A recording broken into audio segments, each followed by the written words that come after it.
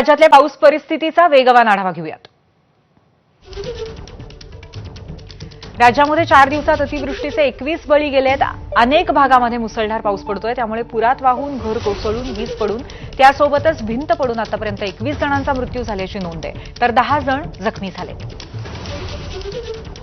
नागपूर जिल्ह्यातील जलालखेडा भागामध्ये काल उशिरा झालेल्या पावसामुळे अनेक शेतात पाणी शिरलंय. काही भागामध्ये शेतीला तलावाचं स्वरूप आलंय.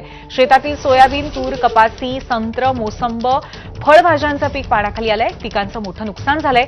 तातडीने पंचनामे करून शेतकऱ्यांना आर्थिक मदत करण्याची शेतकऱ्यांची मागणी आहे.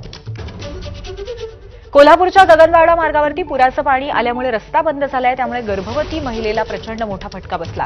पुराच्या पाण्यामुळे वेळेत उपचार न झाल्यामुळे नवजात बालकाचा मृत्यू झाला, तर बोरबेटमध्ये राहणाऱ्या 27 वर्षाच्या गर्भवती मात्र बचावली. महिलेवरती सीपीआर रुग्णालयामध्ये उपचार सुरू आहेत. प्रकृती स्थिर आहे. सातारा जिल्ह्यामध्ये मुसळधार पाऊस सुरू असल्यामुळे जिल्ह्यातील नद्यांचं पाणी पातळीमध्ये झपाट्याने वाढ होतीये. साताऱ्यातील संगममाऊली परिसरामध्ये कैलास स्मशानभूमी आता पूर्ण पाण्याखाली गेल्याचं चित्र पाहायला मिळतंय. या स्मशानभूमीतील सर्व अग्निकुंड पाण्यात गेल्यामुळे इथे आता अंत्यविधी करता येणार नाहीत. कृष्णा नदीची पाणी पातळी वाढल्यामुळे नदीकाठी असलेल्या अमरधाम स्मशानभूमीमध्ये पाणी शिरलंय. कृष्णा नदीकाठी असलेल्या स्मशानभूमीमध्ये पाणी शिरलंय आणि नदीकाठच्या स्मशानभूमीतील अंत्यसंस्कार आज बंद केलेत आणि पर्यायी मार्ग म्हणून कुपवाड भागातील स्मशानभूमीमध्ये आता अंत्यसंस्कार प्रक्रिया केली जाईल.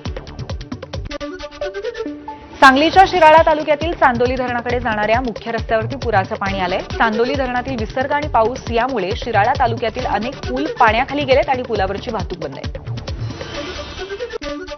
चंद्रभागेच्या पाणी पातळीत वाढ. पंढरपूरला पुराचा धोका निर्माण झालाय. नदीकाठच्या लोकांना स्पीकरवरून खबरदारीच्या सूचना मिळत आहेत.